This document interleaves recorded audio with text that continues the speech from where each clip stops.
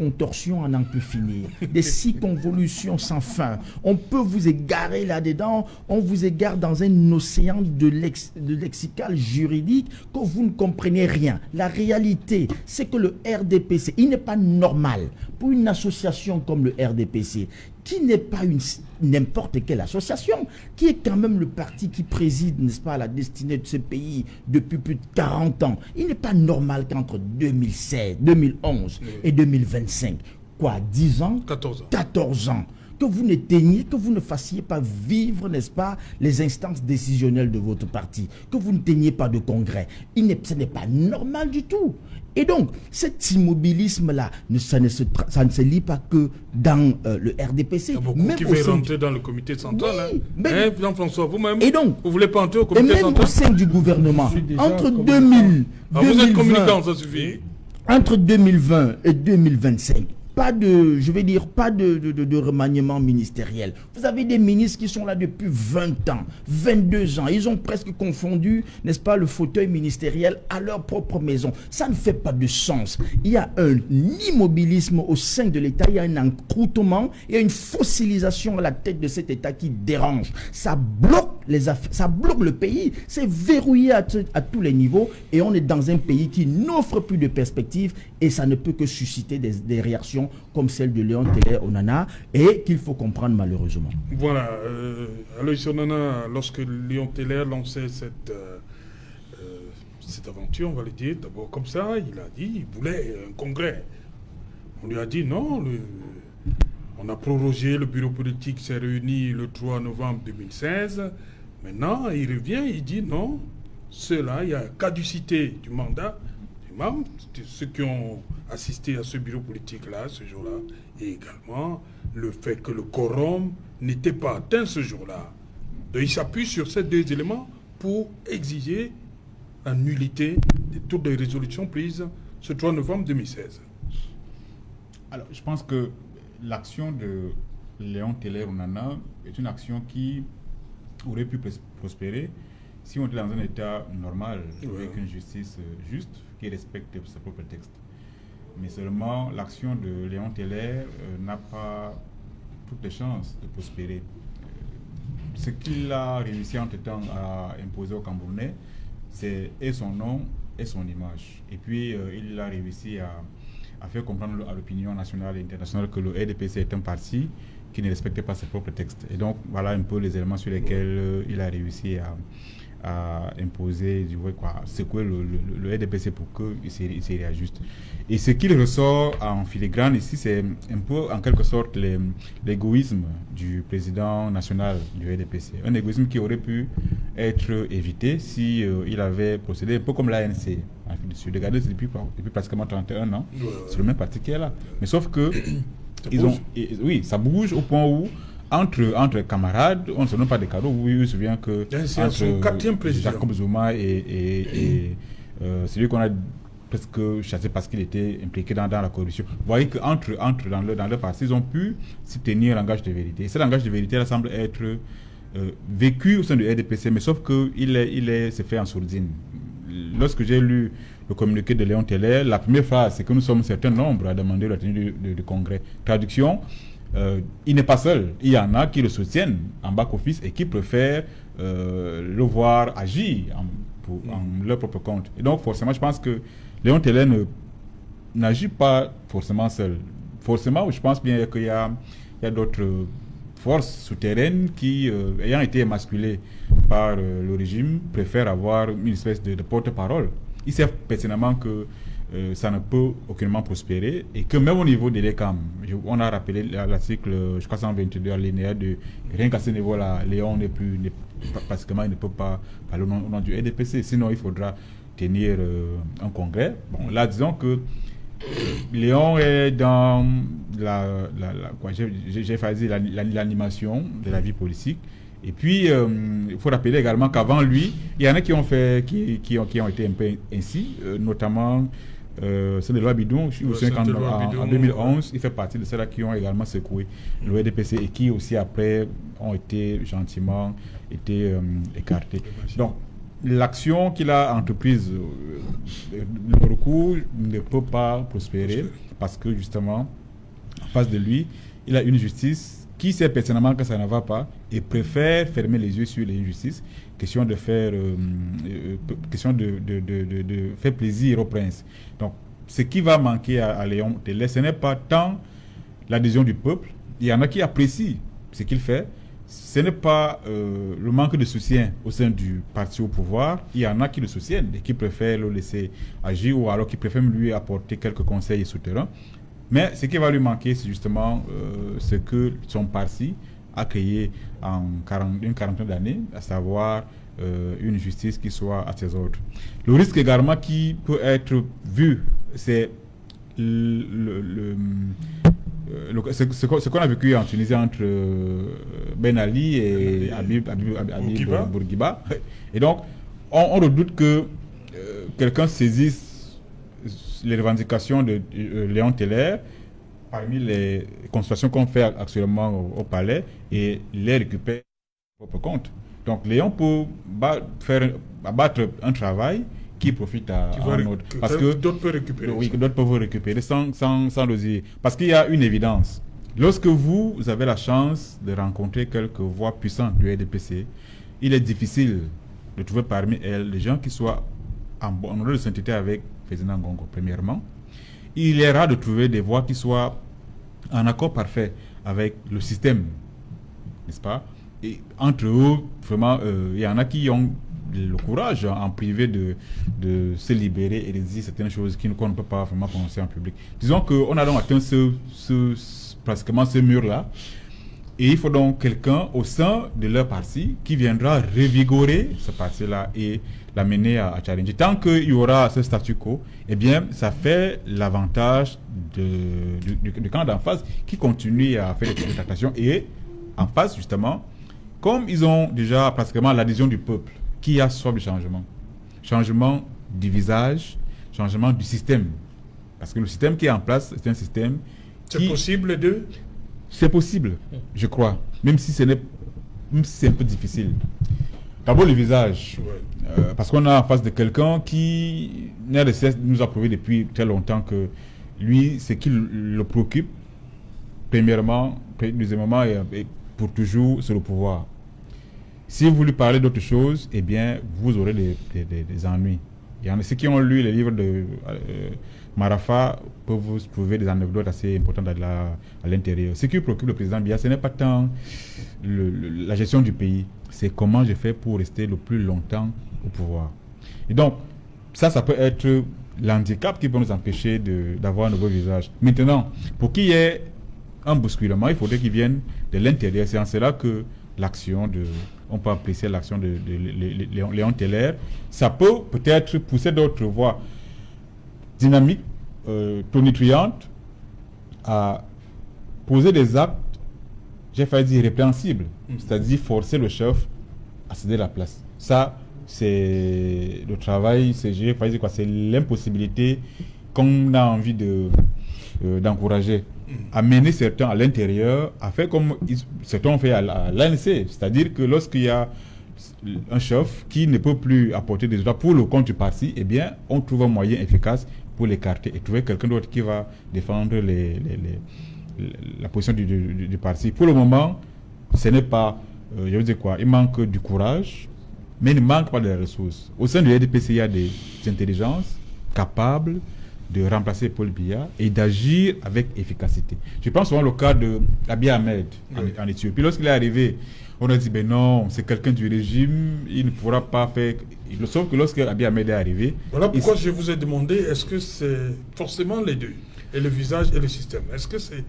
Le visage peut s'effacer, mais le système reste. Oui, là, je peux répondre oui, pas l'affirmation. Parce que justement, on a vu un visage qui a changé et vous avez vu comment la suite a été. Oui, bon, au Gabon, peut-être pas à 100%, mais davantage en Angola. En Angola, vous avez vu le Juan Lorenzo est arrivé appuyé par Los Santos, mais sauf que lorsqu'il est arrivé aux affaires, vous avez vu comment il s'est... D'abord, ses premières victimes, c'était déjà les proches, n'est-ce pas? Donc, il n'est pas exclu qu'au sein du régime, exactement, qu'on ait quelqu'un visage puissant qui arrive et dise stop, eh bien, on redonne au Cameroun, au Camerounais, au nouveau Cameroun, un peu comme le fait Lorenzo en Angola ou encore Abiy Ahmed. Donc oui, au sein du RDPC, il y a de la ressource, mais qui aujourd'hui est étouffée et a besoin d'une voix comme celle de Léon Teller. Et donc, si ceux-là sont disposés, qu'ils accompagnent les revendications qu'il fait, même s'il faut le faire en back-office, ça peut prospérer.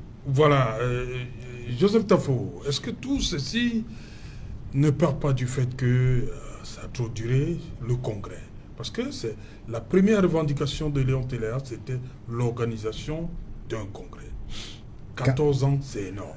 Si le RDPC avait tenu son congrès, et comme a dit Edmond Kouyaté, pourquoi seulement en 2025? Il n'y a pas eu de congrès avant 2018, tout était normal. La maison était calme. Pourquoi maintenant ça semble... Ça bouillonne là, pourquoi? Mieux vaut tard que jamais, Céjalin.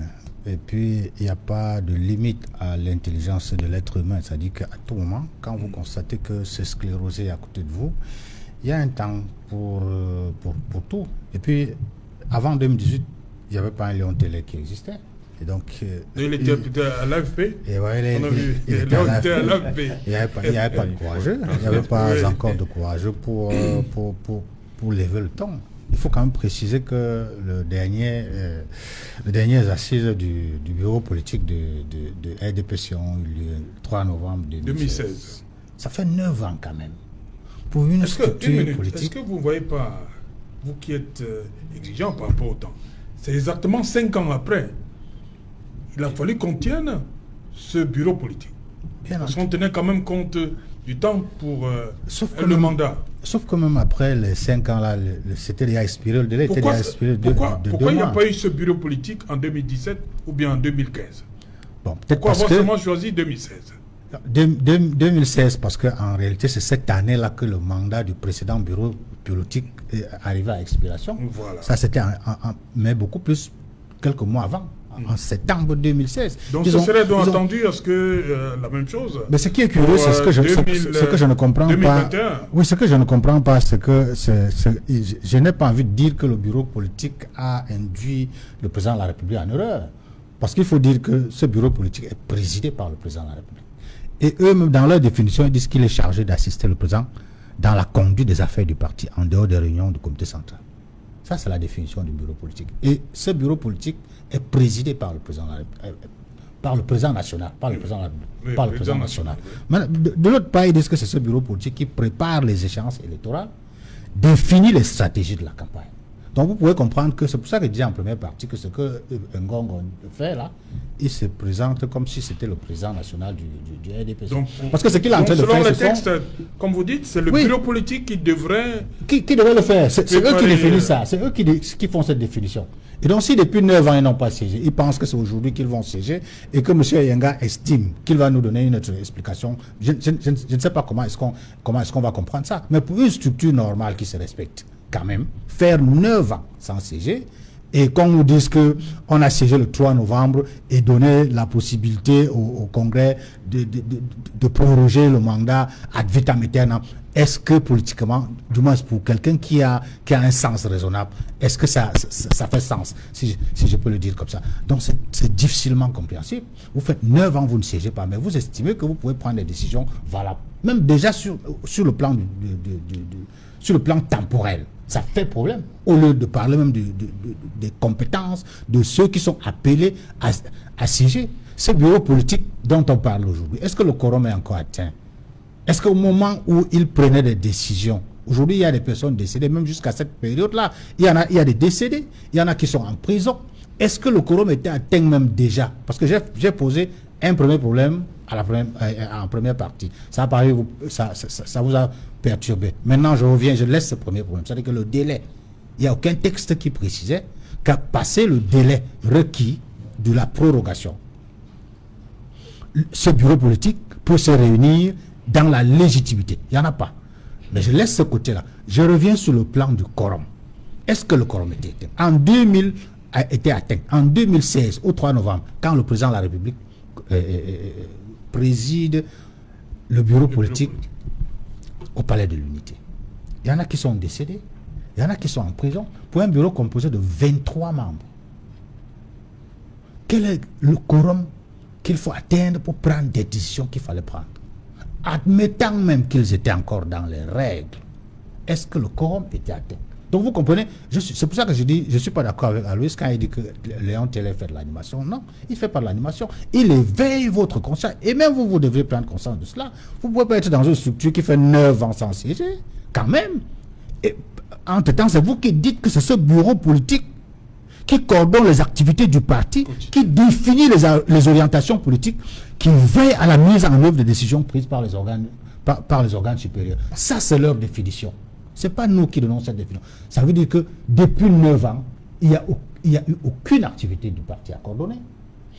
Il n'y a eu aucune définition, aucune orientation à donner au parti. Il n'y a eu aucune activité sur laquelle le bureau politique pouvait se prolonger. Maintenant, où est le président de la République? Même vous, en tant que communicant, vous n'avez jamais vu Probia. C'est un problème. Okay. C'est un problème. Contrairement à moi, si je veux voir mon président, je le vois n'importe quand. Hein. Okay. Même si c'est demain, il va me dire que si tu es disponible, tu viens. Mais il n'est même pas au courant de vous. Non, la preuve, c'est qu'il y a 9 ans, on vous a demandé tout à l'heure, je ne sais pas si c'était pour vous narguer, si vous voulez faire partie du comité central, vous dites que vous êtes être communicant, ça vous êtes déjà. Oui. La dernière fois, vous avez expliqué tout à l'heure. Vous avez Paul Biala. La dernière fois, vous avez Paul Biala. De s'abattre. Maintenant, pour Monsieur Télé Onana, que vous avez cité là tout à l'heure, mon camarade politique, vous savez, Serge Alain, quand un fou n'est pas de votre famille, c'est là où vous allez rire lorsqu'il danse. Bon, nous, ça veut dire quoi? Je répète, quand un fou n'est pas de votre famille, c'est là où vous riez lorsqu'il est en train de danser. Oui. S'il est de votre famille, vous n'allez pas rire. Alors, au RDPC, nous avons aussi ceux-là qui sont... C'est le fou? Non, c'est une image. C'est une image. Je veux m'expliquer. Si vous ne m'écoutez pas, vous n'allez rien comprendre. Au RDPC, nous avons aussi ceux-là qui sont arrivés sans pouvoir lire. Parce que moi... Il y a le règlement intérieur et les statuts. Moi, à mon niveau politique... Ils n'ont peut-être même jamais eu le livre jaune. Moi, à mon niveau politique, conseiller municipal et toutes les casquettes que j'ai au niveau du parti, je sais très bien que l'article 18, alinéa 2, donne plein pouvoir. Règlement intérieur ou bien les statuts? Les statuts du parti, le règlement intérieur. Lisez l'article 18, vous allez voir. Article 18, alinéa 1 et 2. L'alinéa 1 fixe à 5 ans. Lisez l'article 18.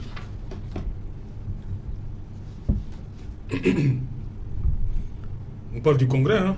Oui. Voilà, il définit, article 18, il définit l'orientation politique, économique, sociale et culturelle, ainsi que le cadre général de l'action du parti. Alinéa 2, il se tient tous les 5 ans. Toutefois, en cas de nécessité, cette période peut être abrégée ou prorogée par le bureau politique. Mais, est-ce qu'il faudrait être est-ce qu'il faut être Dieu pour comprendre que le bureau politique, lorsque nous prenons les décisions... Le 3 novembre 2016. Oui, lorsque nous prenons les décisions, vous lisez souvent vu.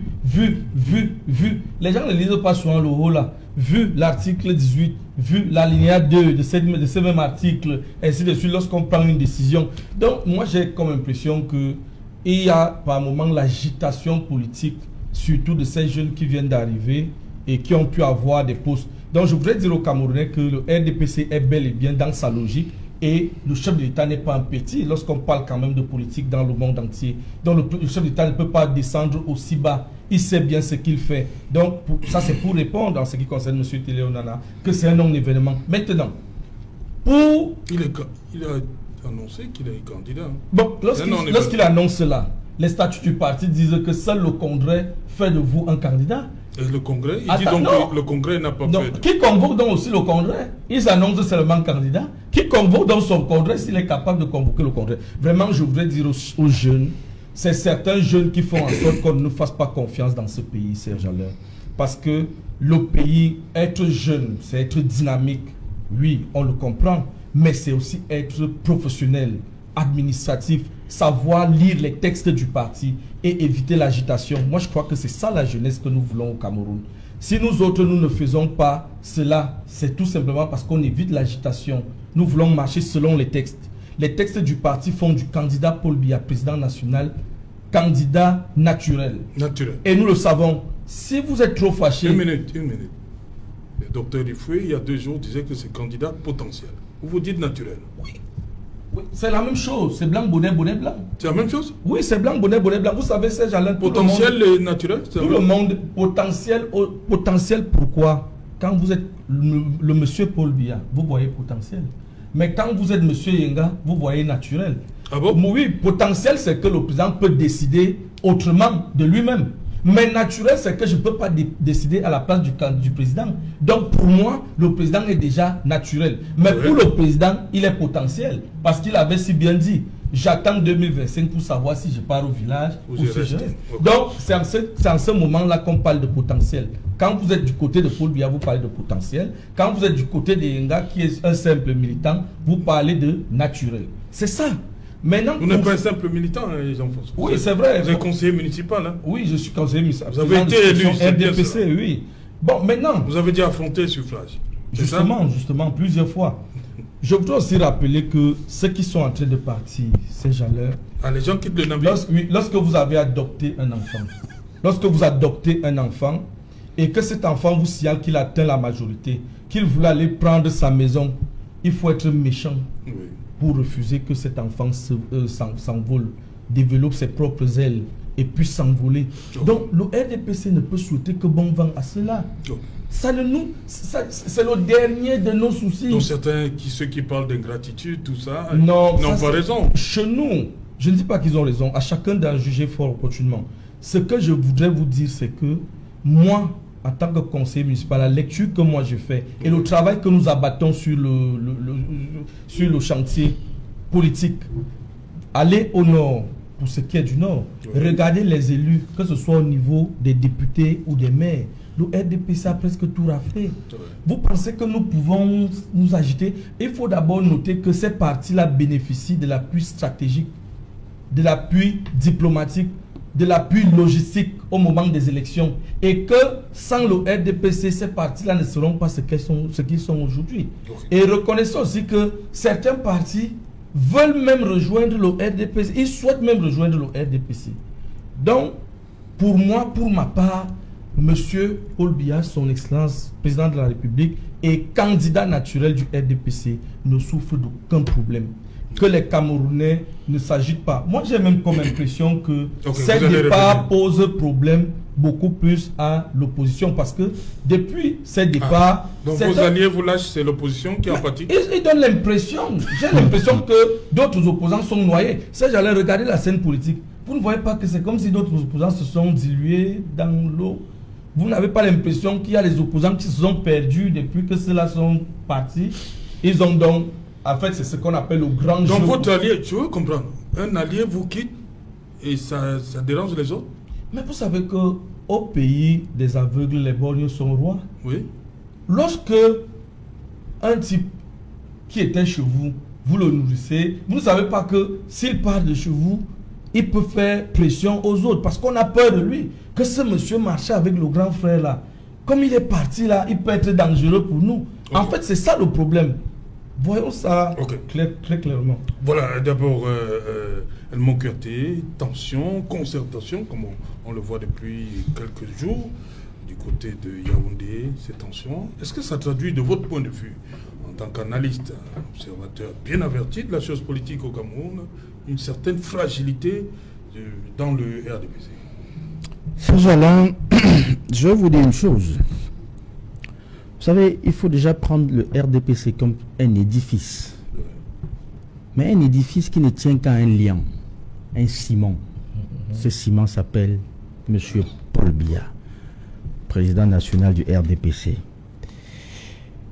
Mais il se trouve tout simplement qu'on assiste à un effritement du lien, du ciment. Et donc, lorsque le ciment d'un édifice commence à s'effriter, ça entraîne des craquements du mur, des fissures. Il y a des lézardes qui se dessinent. Mais seulement, il ne faut pas être naïf. Aucun mur ne tombe au premier craquellement. Ça craquelle, ça s'écarquille, et puis le mur s'effondre. Je vais vous donner une image, Serge Alain. Vous avez vu le film Le Titanic? lorsque le bateau était en train de couler, il y avait des musiciens qui chantaient, mais alors avec une sérénité apparente, comme si rien ne se passait, comme s'il n'y avait rien. Mais écoutez aussi qu'à côté, il y en avait qui s'agitaient, qui bondissaient, qui tombaient dans l'eau, d'autres qui cherchaient éperdument des chaloupes pour s'échapper.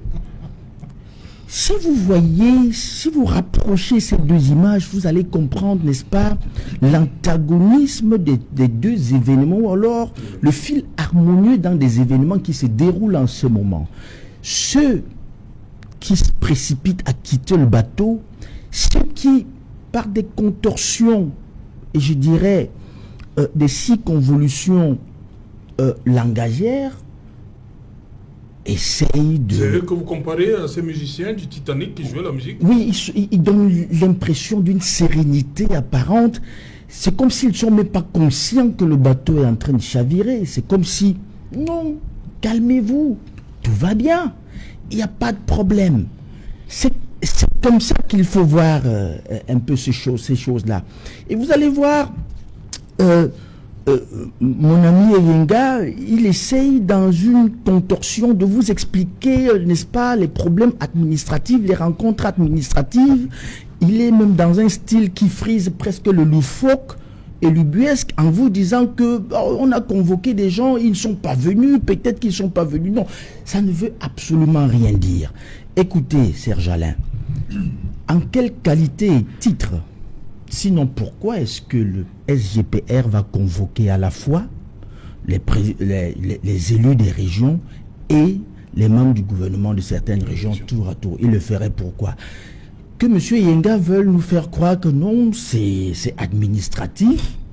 Mais quand même, en quoi est-ce que cela est administratif? Quelle est, la fonction qui lui, n'est-ce pas, qui lui est dévolue et qui lui donne cette prérogative de convoquer à la fois des élus et, n'est-ce pas, des membres du gouvernement des régions tour à tour? Qu'est-ce qui peut expliquer ça? Non. Si c'est un acte administratif, alors la tutelle des associations, y compris des associations politiques, se trouve être le MINAT. Et donc, si c'était un acte administratif, celui qui devrait entretenir à la fois le parti au pouvoir et les partis d'opposition se trouve être le MINAT. C'est le ministre Atangandi qui devrait les entretenir. Peut-être pour leur dire comment est-ce que les élections vont se dérouler. Pour un discours d'apaisement. Pour un discours d'apaisement.